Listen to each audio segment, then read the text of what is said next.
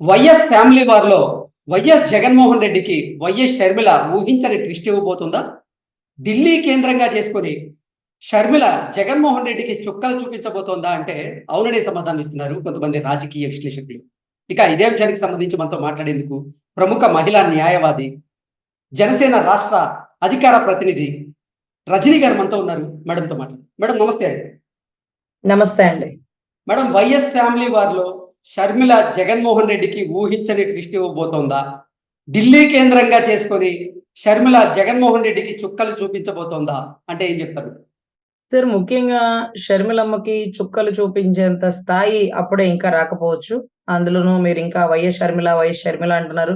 జగన్మోహన్ రెడ్డి గారేమో వాళ్ళ ఇంటి పేరేదో ఉంది. ఆవిడ చివర శాస్త్రి మొర్సుపల్లి, ఉండాలి. మొర్సుపల్లి అదే. షర్మిల శాస్త్రి అని చెప్తున్నారు. అవునవునండి. వాళ్ళ భర్తే శాస్త్రి అని పెట్టుకోలేదు. భార్యకి మాత్రం శాస్త్రి తగిలిస్తున్నారు. అప్పట్లో రాజకీయాలకు అవసరమైనప్పుడు జగనన్న వదిలిన బాణం వైఎస్ షర్మిలారెడ్డి అన్నారు. సో, రానున్న కాలంలో రాష్ట్ర రాజకీయాల్లో ఆ గట్టునుంటారా? ఈ గట్టునుంటారా? అంటే, ఒకవేళ షర్మిలమ్మ కాంగ్రెస్ గట్టునుంది గాబట్టి, జగన్మోహన్ రెడ్డి గారు బీజేపీ గట్టున ఉంటే ఏమన్నా సెక్యూర్ అవ్వచ్చు. హ్మ్. కానీ ఈరోజు బీజేపీ స్టాండ్ ఏం చెప్తున్నారు?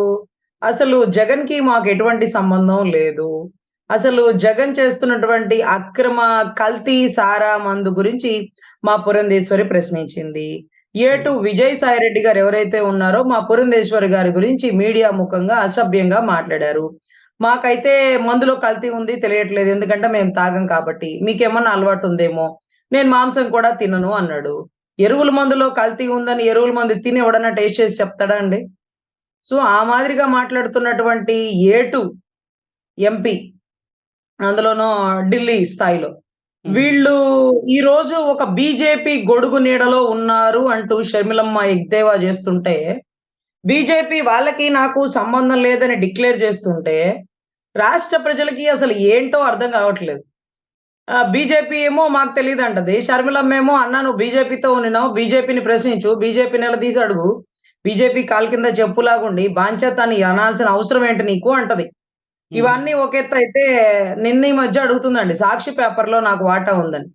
అవునమ్మా. అందుకనే సగం పేపరు మీ గురించే ప్రస్తావిస్తున్నారు. మీ వాటా ఉంది గాబట్టి. ఒకటేమో ఆయన్ని పొగుడుకోవడం కోసం, ఇంకోటేమో ఈమెని అసభ్య పదజాలంతో ఎద్దేవా చేయడం కోసం హాఫ్ పేపర్ అన్నమాట. సో, హ్మ్. అన్న చెల్లెళ్ళు వాటాని షేర్ చేసుకున్నారో లేదో గానీ పేపర్‌ని మాత్రం షేర్ చేసుకున్నారండి. సో, హ్మ్. ఎనీవే రాష్ట్ర రాజకీయాల్లో కాంగ్రెస్ పార్టీకి ఇంకా అప్పటికే అంత స్థాయి ఇంకా రాలేదేమోనండి.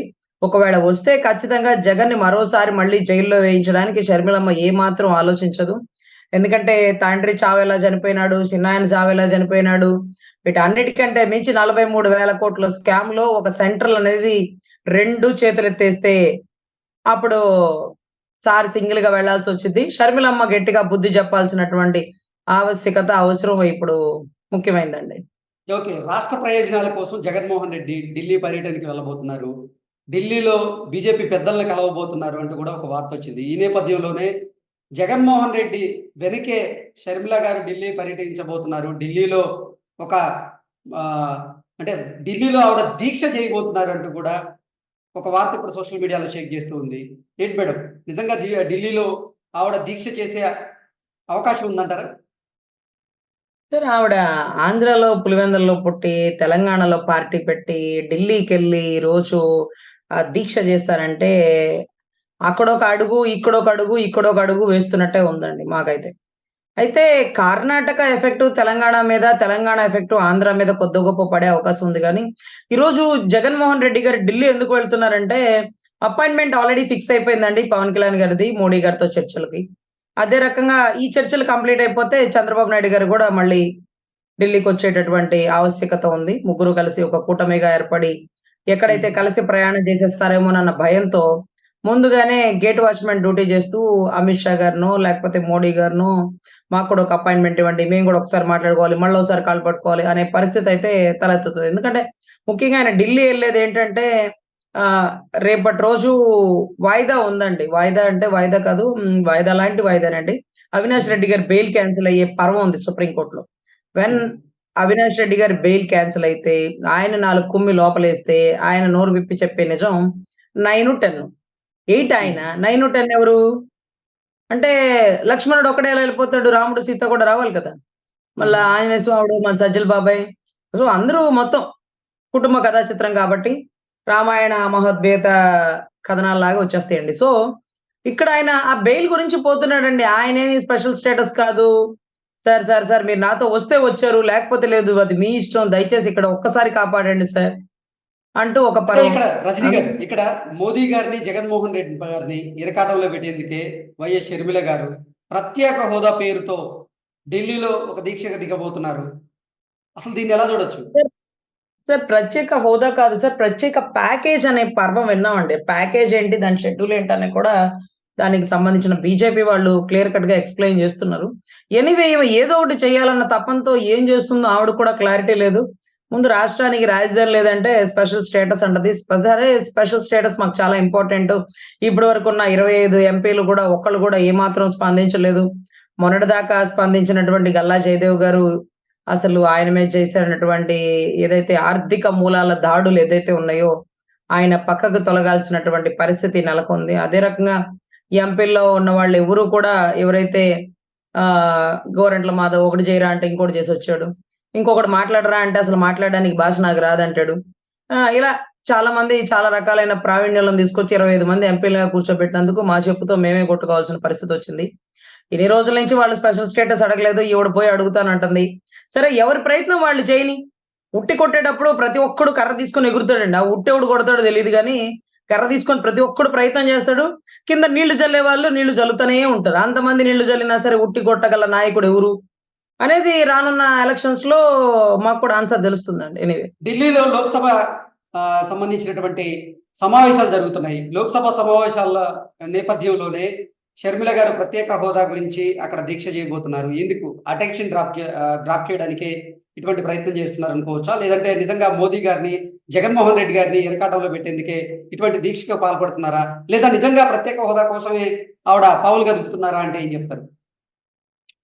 పాపం ఆమె ఎవరు సార్ కదపడానికి? ఎవరో ఇచ్చిన స్క్రిప్ట్ ఆవిడ చదవడమే గాని, ఆంధ్రాలోకెళ్ళు అనంగానే వచ్చేసింది. ఇప్పుడు హ్మ్. పార్టీ అక్కడ పెట్టింది. ఈడబిడ్డని గాదు, ఆడబిడ్డనే అనింది. హ్మ్. నా మెట్టినిల్లు అనింది. నా భర్త ఉండే ప్లేస్ అనింది. అక్కడ కనీసం ఒక ఎమ్మెల్యే టికెట్ ఇవ్వలేదు, ఒక ఎంపీ టికెట్ ఇవ్వలేదు, ఒక ఎమ్మెల్సీ టికెట్ ఇవ్వలేదు. నువ్విక్కడ గాదు అక్కడికి పో అని ఇసిరేయంగానే అటొచ్చింది. అక్కడ కాదు చేసాల్సింది. ఇప్పుడు మోడీ కాన్సంట్రేషన్‌ని నువ్వు దెబ్బతీయాలా ముందు ఢిల్లీకెళ్ళంటే ఢిల్లీకెళ్తుంది. ఉన్న టైం తక్కువ ఇడుపులపై నుంచి ఇచ్చాపురం అనింది పాపం. ఏదైతే వాళ్ళేదో రూట్ మ్యాప్ ఇచ్చిన ప్రకారం ఇడుపులపై నుంచి ఇచ్చాపురంకొచ్చింది. అక్కడి నుంచి అటు ఇటు తిరుగుదామని కొద్దో లెక్కో కొంత లెక్క దాటి మళ్ళా కొంతమంది పెద్ద పెద్ద పైల్వాన్‌లని మళ్ళీ కాంగ్రెస్‌లోకి తీసుకొచ్చే నేపథ్యంలో ఉంది. వీటన్నిటికంటే మించి ఇప్పుడు మళ్ళీ స్క్రిప్ట్ మారిపోయినట్టుంది. బహుశా ఢిల్లీకెళ్ళాల్సొచ్చింది. హ్మ్. ఏంటిది అసలు మాకర్థం కాని పరిస్థితి. ఈ అన్నా చెల్లెళ్ళ ఈ హైపర్ డ్రామాని చూడలేక చచ్చిపోతున్నామండి. అది కూడా ఎలక్షన్‌కి 100 రోజులు ముందు రాకపోతే, ఆ మేలుకొని నిద్ర ఏదో ఒక 2 సంవత్సరాల ముందు నుంచి మేలుకుంటే రాజధాని ఉద్యమంలోనో, వైజాగ్ స్టీల్ ప్లాంట్‌లోనో ఆవిడ పార్టిసిపేట్ చేసేదిగా. రాష్ట్రం ఇన్ని సంవత్సరాల నుంచి రావణ కష్టం అయిపోయి చస్తుంటే మేము మింగలేక, కక్కలేక, కోర్టుల చుట్టూ తిరగలేక, ధర్నాలు పెట్టి, పాకిస్తాన్ బోర్డర్ లెక్కలో అమరావతి కొట్టించుకొని చస్తుంటే, తొంగి కూడా చూడలేదండి. హ్మ్. ప్రొక్లైనర్ పెట్టి ఆవిడ వెహికల్ కూడా ఎత్తేసారు కేసీఆర్ గవర్నమెంట్. అప్పుడు కూడా వాళ్ళ అన్నయ్య రాలేదండి. సో, తెలంగాణకి, ఆంధ్రాకి ఇక్కడ టచ్ లేదేమోలే అనుకున్నామండి. కానీ సడెన్‌గా హ్మ్. మరి ఏంటో ఆ పర్వం మాకైతే తెలియట్లేదు గానీ, ఒకటి తర్వాత ఒకటి, ఒకటి తర్వాత ఒకటి అంటూ ఈరోజు రాష్ట్ర ఎలక్షన్స్‌లోకి మాకు అర్థం కాని పర్వం ఏంటంటే, వీళ్ళిద్దరు నిజంగానే వేరేనా?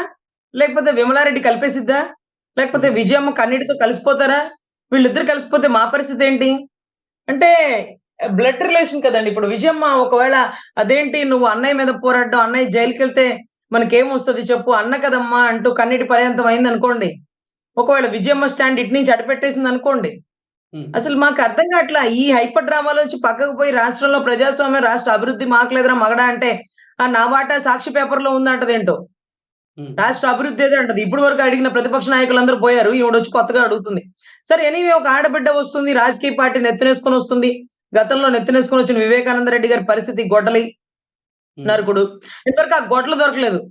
మళ్ళీ వాడకం బిగిన్ చేస్తాడు ఎలక్షన్‌కి ముందని నాకు చాలా డౌట్‌గా ఉందండి. So, please be alert. Sharmilamma గారి ప్రాణానికి కూడా రక్షణ లేదు. బతుకుంటే బస్ స్టాండ్‌లో బఠానీలైనా అమ్ముకోవచ్చు. అంతేగాని ఆంధ్రాలోకొచ్చి ప్రాణాలు రిస్క్ చేసుకొని గొడ్డలి పోట్లు గాయమయ్యి, గొడ్డలు కూడా దొరకని పరిస్థితి. సీబీఐకే దొరకలేదంటే చూడండి గొడ్డలి. వాళ్ళ అన్న ఎంత ఎక్స్‌పర్టో ఆవిడకే తెలియాలా. సో, ఇంకా అందుకే కూడా నిన్న ధైర్యం అయ్యన్న చేసి పాత్రుడు గూడా టీడీపీ నేత అయ్యన్న పాత్రుడు గూడా నిన్న షర్మిల ప్రాణాలకు ముప్పు ఉంది అంటూ కూడా ఒక స్టేట్మెంట్ ఇచ్చారు జగన్ వల్ల. సార్ షర్మిల ప్రాణానికి ముప్పుందా? రాష్ట్రానికి ఒక నిప్పులాగా ఈవిడొస్తుందా? ఇవన్నీ మాకు తెలీదు గానీ, ఎనీవే రాజకీయానికి ఏదైతే జగన్మోహన్ రెడ్డి గారికి అడ్డొచ్చిన ప్రతి ఒక్కడిని గుండెపోటుతో వేయడండి, గొడ్డలి పోటుతో వేస్తాడు. అది ఆల్రెడీ చూపిచ్చాడు. ముసలోడికి అన్ని గొడ్డలి పోట్లు అవసరమా అండి పాపం? కానీ నేను చంపితే ఎలా ఉంటదో తెలుసా? పాపం పెద్దాయన. ఆ! ఆయనకు కూడా అన్ని గొడ్ల పోట్లేసావంటే రక్త చరిత్ర 1, 2, 3 ఒకేసారి చూసినట్టుందండి మాకు. అసలు 70 సినిమా స్టోరీలాగా కనపడుతుంది ఇంతవరకు. ఇది తీయాల్సింది 'రామ్ గోపాల్ వర్మ' అన్న. సినిమా ఏమన్నా తీస్తే 'రామ్ గోపాల్ వర్మ' అన్నయ్య గారు తీయాల్సిన సినిమా ఇది. రక్త చరిత్ర 1, 2, 3 లాగుంది. ఇంతవరకు గొడ్డలెక్కడా అని ఒక టైటిల్ పెడితే అద్దిరిపోతది. అట్లాంటిది అది తీయకుండా ఏంటో వ్యూహం అంటాడు. ఎవరు వ్యూహం ఎవరు పండించారు